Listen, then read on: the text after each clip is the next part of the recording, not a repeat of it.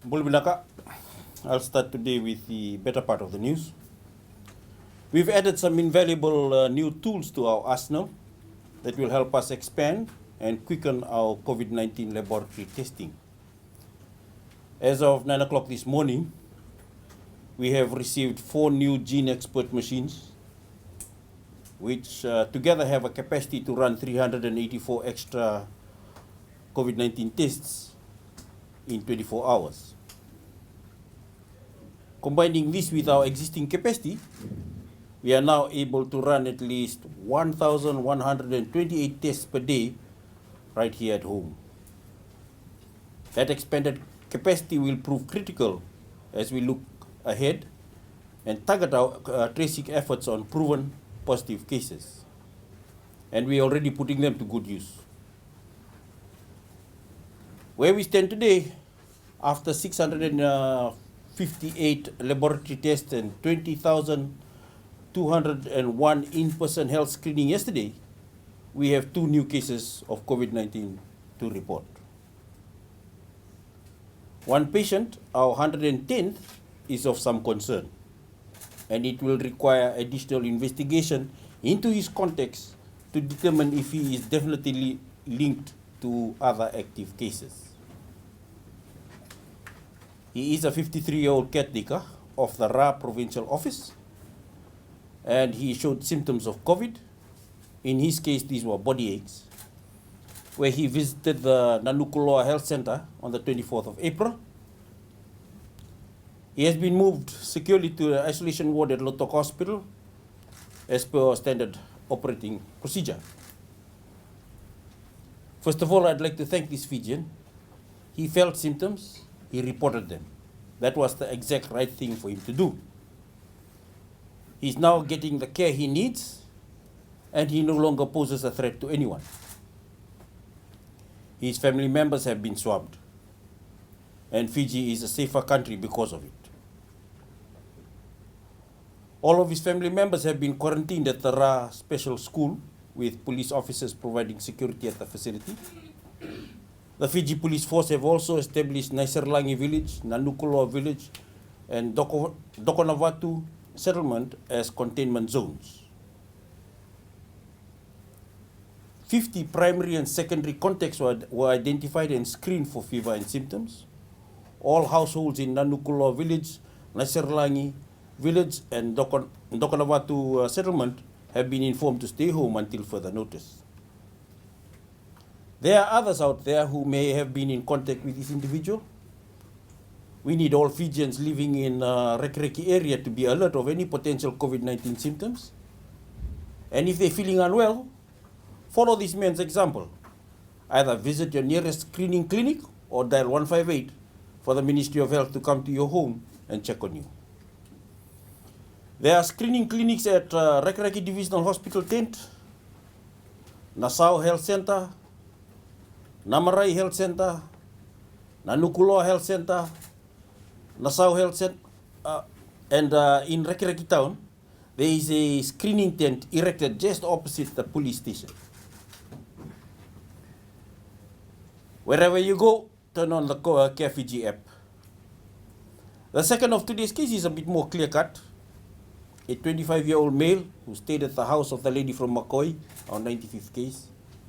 We established that he was a close contact through our contact tracing, and we tested him because of that close contact, despite the fact that he had no symptoms. He stayed in Makoi from the 12th to the 19th of April, and then he went to Vunimonanausori, where he was retrieved and swabbed. We have 4 teams facilitating contact tracing based on his travel history. He has been securely transferred to an isolation unit in Doloisuva, and his primary contacts are also quarantined in Doloisuva. This is an important point to understand. Effective contact tracing allowed us to catch this man's infection early and stop any further spread of the Makoi cluster.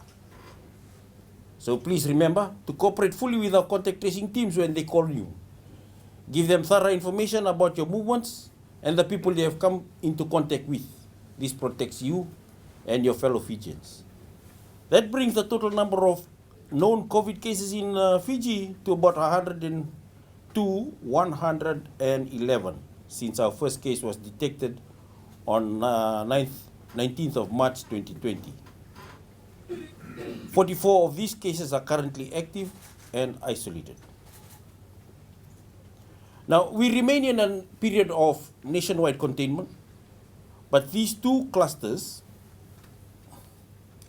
indicate to us that this virus has spread to localities in several areas of Viti Levu.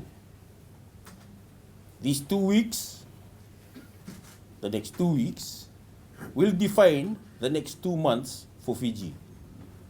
And we all need to behave like we have COVID, even if there are no known cases in our community,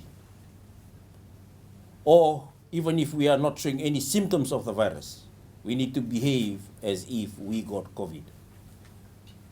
By doing so, and thereby wearing masks, staying at home, and turning on your Care Fiji app, you'll be saving lives. To aid our contact tracing, the full list of focal points of our contact tracing will be advertised in the newspapers and posted on the Fijian government Facebook page. Fijians who are present at the following locations at following times should call 158. With every new case, this crisis brings on a new, more personal meaning for more Fijians. Not only for Fijian members, but for neighbors and for entire communities. Most of us have heard the basic rules for staying safe before. Many of us may have had a false sense of security through a long period of national containment. And we may have let our guard down. So bear with the repeating. Rule number 1 is stay home unless you have had an essential reason to leave. You should not mix with anyone who doesn't share your home with you. No sports of any kind should be played. Except for small funeral ceremonies, no non-work gatherings of any size should take place. In fact, you should not come within 2 meters of anyone if you can help it. Anywhere you go outside your home, you should have a mask or face covering. Wash your hands well and often. Use a sanitizer when you see it. Businesses that are not on the list of essential business or services should close. You should not take takis, bilos, or cigarettes. You should not share takis, bilos, or cigarettes. Any person-to-person interaction, even a maskless conversation, can put you at risk. And please, download Care Fiji. Keep it switched on when you are in a public place. It does not sap servers, data, neither does it sap your battery. All it requires is your personal commitment to use it. A lot of people are talking to us about making more of our measures and advice compulsory. Some things can be mandated. We can establish a checkpoint at certain junction. We can require people to wear masks. But do we really think the government can check every phone, home, or workplace in the country? We can't. But you, as members of the public, can make these things compulsory for yourselves. If we all take personal responsibility and make ourselves accountable for following these rules, we won't need further action by law enforcement, and we can still defeat the virus. Every Fijian should live by the personal mandate to wash their hands, wear their mask, download Care Fiji app, and make sure it's turned on. Keep physical distance from others. The ministry cannot make you do all of these things all the time. Only you can. The ministry cannot barricade the doors of your home, but you can control who enters or exits. My team cannot stand over you and count the seconds you take to wash your hands. Only you can make sure that your hands are thoroughly washed. We are also strengthening movement restrictions between containment areas from today. Everyone has had ample time to return to where they reside, so we don't expect public vehicles such as taxis or buses to cross containment area borders. As of now, all passes to facilitate movement across containment zones will be issued at the Ministry of Health and Medical Services. These will be reserved for medical emergencies and other exceptional circumstances, including funeral arrangements. The list of dialysis patients is also at the border with the police teams. However, we strongly encourage these patients to enter and stay within lockdown for the next 14 days. The exchange of food and medicine supply can be facilitated at the border, provided delivery arrangements to the border, and from the border to the recipient is organized by the requesting party. There is a reason we have kept supermarkets, banks, and pharmacies open. It is so people can acquire essentials like food to eat and medicines they need. Within containment areas, we are working with the private sector to ensure every Fijian has access to what they need within the containment area in which they reside. No one should have any excuse to leave a containment area to access these essential services. There is a great deal of frustration among the public and on social media aimed at the quarantine guards that were the epicenter of this latest outbreak. Please, this is not the time for finger pointing or blaming. The fact that the quarantine guards who were on the front line of containing COVID were able to achieve that for one whole year is a testament to the strength of the system that we had. We suffered a lapse that allowed the virus to escape into Vitilevu, and that is an evidence of how unforgiving this virus is. Even the smallest lack of care or act of forgetfulness can cause a big problem. If it can happen to them, it can happen to you. So please be vigilant and be relentless in following the procedures the experts have laid out for your staying safe. We all want this to be over as soon as possible. To make that happen, we need everyone to stay home. The more of us that do this, the better the chance of us becoming COVID contained again. Across the country, many Fijians, out of concern for themselves and those they love, are taking the advice to heart. I was sent some photos today from Serua province of community leaders implementing lockdown measures to protect the families in that area. No one mandated them to act. They have done so out of the simple reason that they care about protecting the communities. Our Honorable Prime Minister wants us to be sure that this message reaches every Fijian who needs to hear it.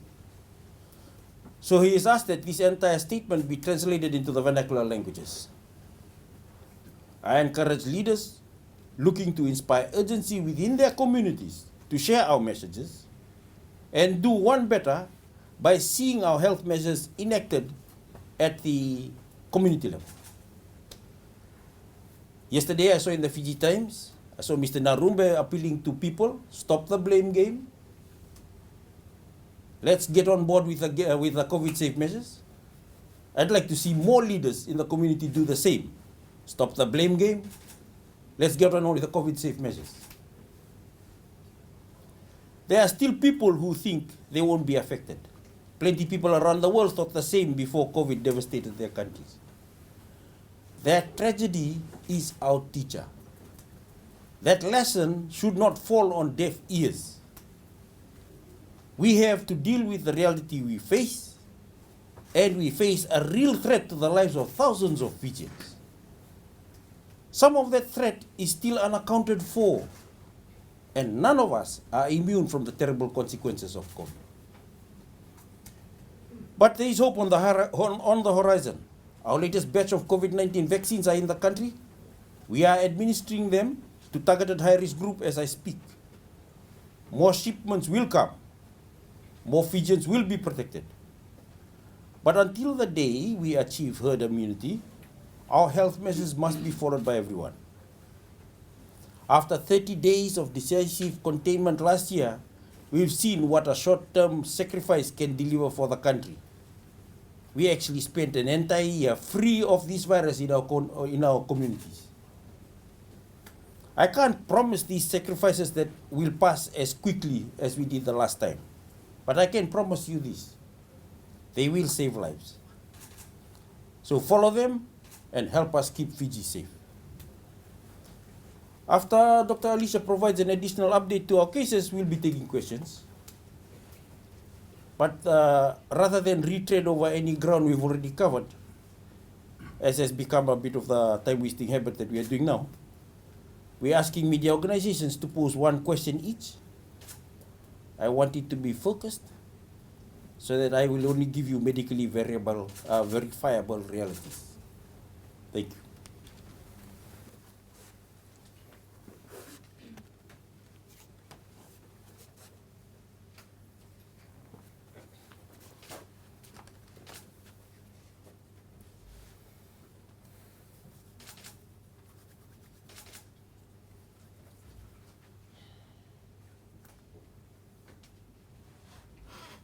Thank you, Dr. Fong. So as announced by the Permanent Secretary for Health and Medical Services today, we have 2 new cases to report. I'm not going to go over those cases again as he's done that in detail. So with these latest cases, there are now 44 active cases in isolation. 5 are older border quarantine cases that were announced before Sunday, April 18th. 13 are recently announced border quarantine cases. 25 are locally transmitted cases, and there's 1 currently under investigation to find out how the virus was transmitted to him. So in total, Fiji has had 111 cases since our first case was detected on March the 19th of 2020. We've had 65 recoveries and 2 deaths during that period. A total of 49,362 COVID-19 laboratory tests have been conducted, with a daily average of 839 tests per day over the last 7 days. And our weekly average is now at 3,485 tests per week, with a record last week of 5,169 tests. That record is almost double our previous weekly testing record, more than double our weekly testing record. Testing, of course, has increased in line with the response to the recent local cases. And yesterday we conducted 685 tests. Testing, of course, is expected to increase even further with the delivery of 4 new GeneXpert testing machines today. Our overall test positivity is 0.2%, and our 7-day average daily test positivity is at 0.6%. Thank you. Thank you, Dr. Lisha. Thank you, Dr. Fong. We will now open to questions from members of the media. Please remember that we have 1 question each from each media organization. Please use the microphone. Shanil here from Fiji Village and Legend FM News. Dr. Fong has mentioned earlier that we have 80 ventilators at the moment. Considering the rapid rise in cases, are we looking to get more ventilators, or have any country organization indicated that they will be providing ventilators?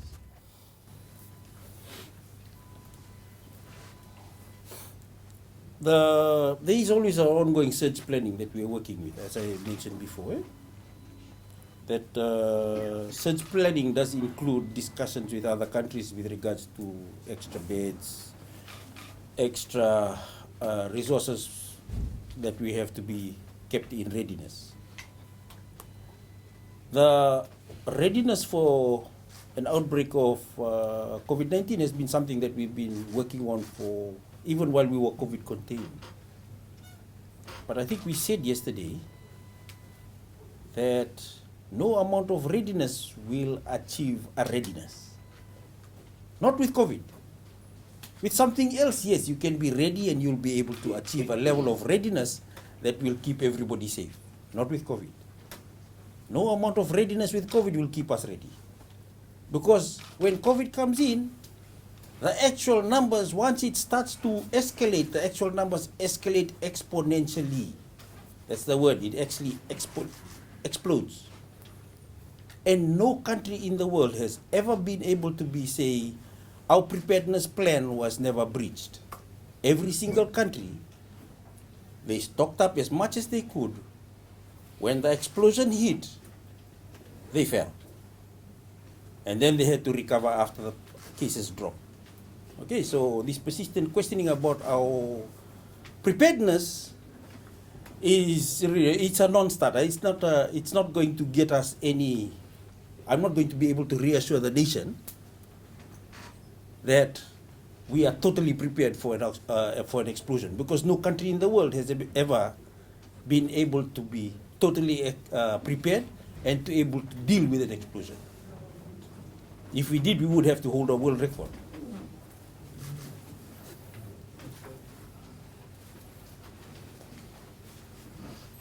Dr. Fong, Lee Tialava from the Fiji Times. Just in relation to the active cases that we have now, we have 44. Would you be able to confirm how many of them have been vaccinated? And in relation to the Care Fiji app, you did mention that the soldier did not have the app. As frontline workers, were they instructed to download the app and keep it? I don't have the data in relation to how the app was able to help us, but I do know that very few of those that we contacted on a primary context, very few of them had the app. And in fact, even if those who had the app on, as they walk around, there's not enough people around them with the app on for us to be able to say 2 phones can connect. You got it? Dr. Fong, I'm referring to the soldier, the guy that's working at the No, he didn't have quarantine that. facility. He Yeah, does not. why is that? Was this, he's a frontline worker and he's supposed to have that. Were they not instructed to They were actually told, have everybody was told to put it on. Everybody was told to have an app and to put it on. He's part of the population of Fiji, which did not follow that thing, and we are where we are. And for the 44 active cases that we have now, how many of them have been vaccinated? I wouldn't know. I actually haven't asked them that question. You don't keep, the ministry does not keep a record of... It's, as far as we're concerned, it's not the main issue. Our main issue is to contain them. You get me? The issue is to contain them. Nobody has been fully vaccinated in Fiji yet because we haven't given the second dose. Exactly. You've only given 1 dose. So in the whole of this country, nobody has been fully vaccinated. So there's no point asking us for us to question the people about whether or not they've been vaccinated. I think it's a valid question because you're supposed to keep the data on whether or not if those that have been tested positive have been vaccinated.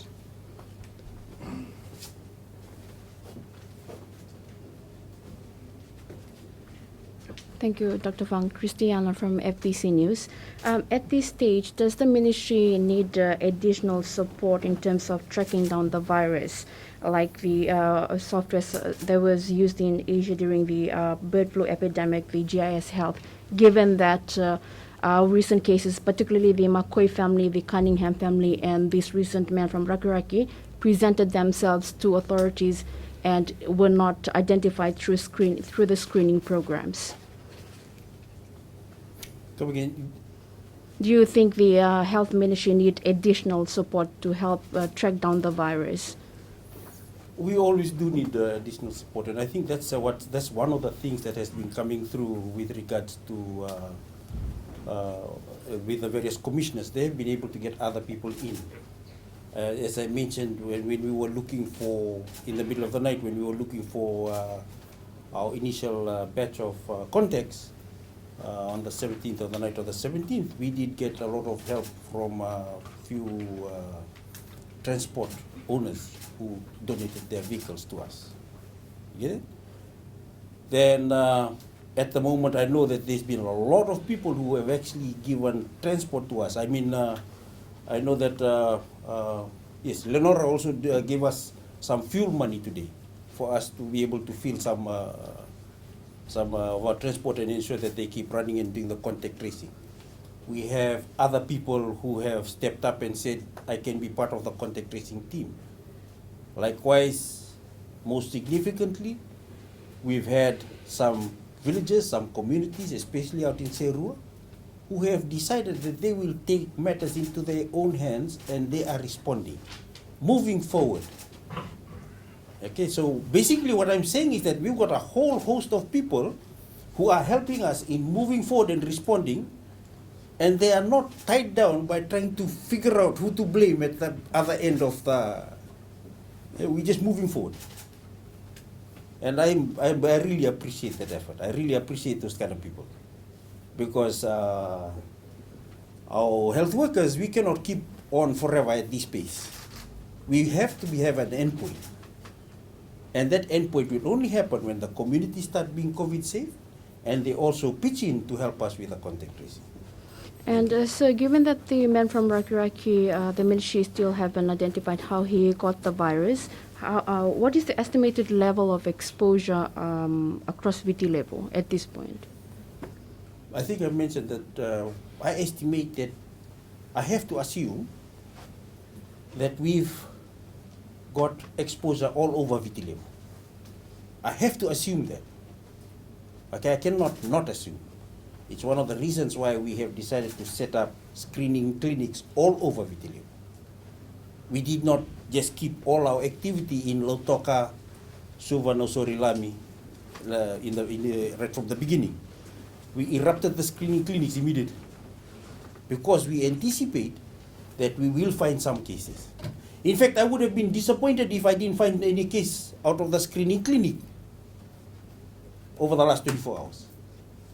And I was happy that actually we were beginning to pick up, at least we got another 2 more, and they both came through the screening clinic. It means that the screening clinic will now start working. And I do expect that the screening clinic will pick up more cases. That is just the nature of how the disease spreads, and that is the nature of what the screening clinic is purposed to do. So, and just finally, what are at stake if the ministry is not able to contain this virus in the next 2 weeks? Maybe one question, please.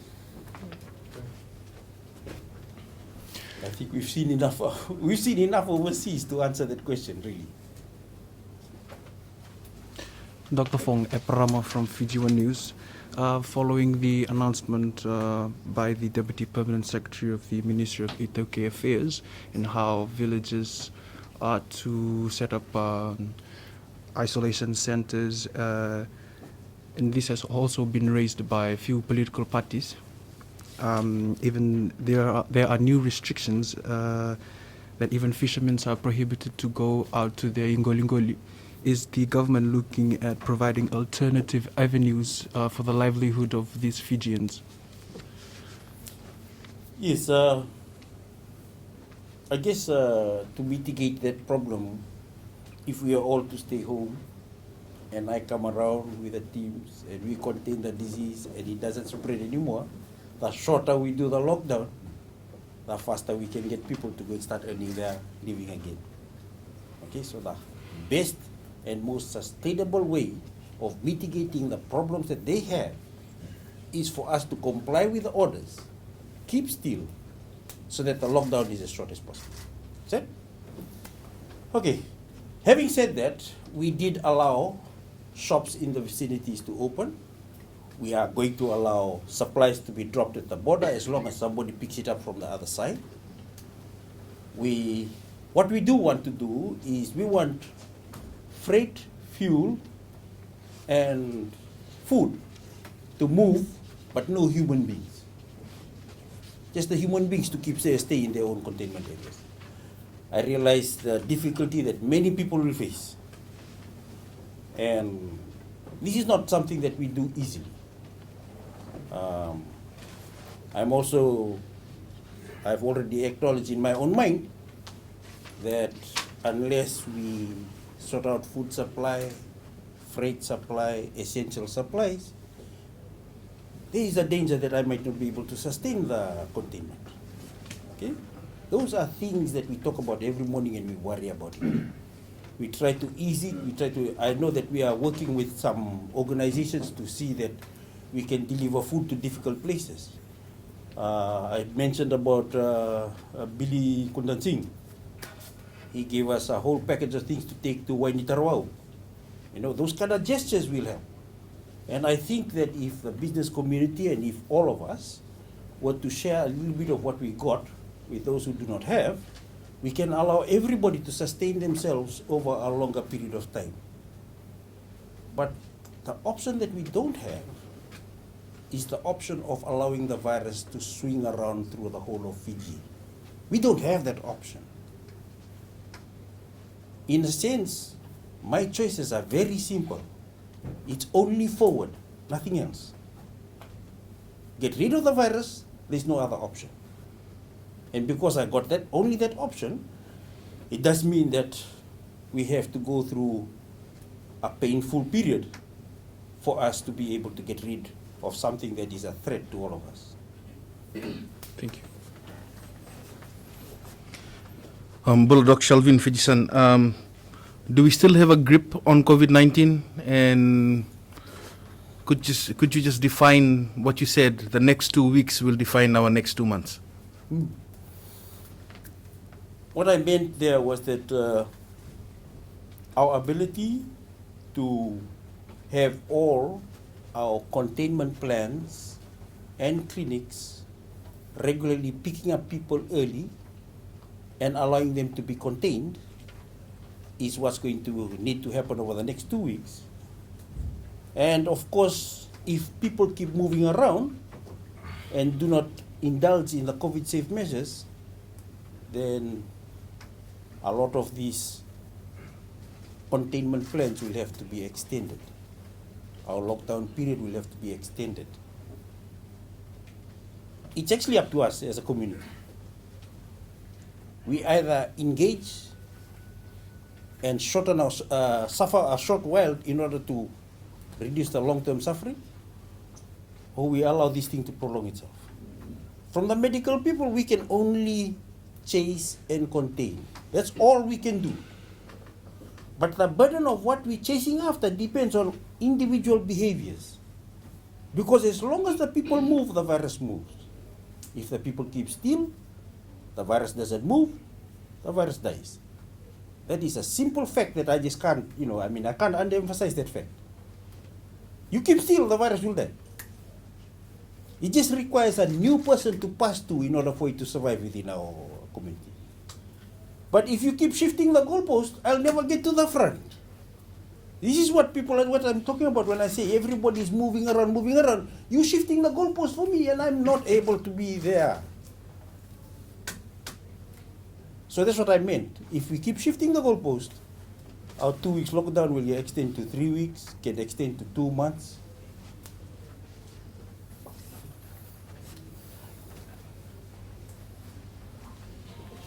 Dr. Fong, you talked about achieving herd immunity as being a means to ease the restrictions and go back to some semblance of normalcy.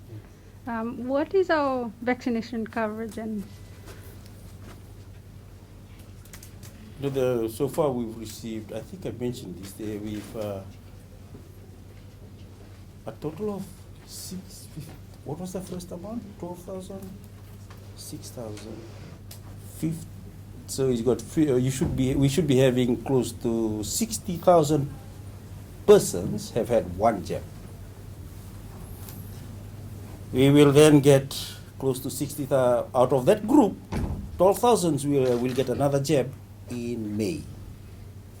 So about 12,000 people, by the end of May, 12,000 people will have completed a second jab.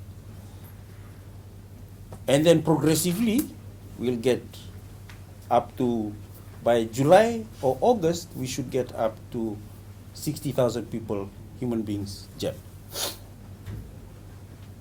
If our coverage rate for immunization depends on the batch that comes in and when it comes in. But I can tell you that every batch that we receive, we give. And we've been able to deploy quite rapidly. In fact, I get a lot of feedback now that many other countries and many other donors are quite impressed with our deployment capabilities, and that sounds like that will actually improve our access to more vaccines. But until I get definitive word on that, I will not, be able to tell you.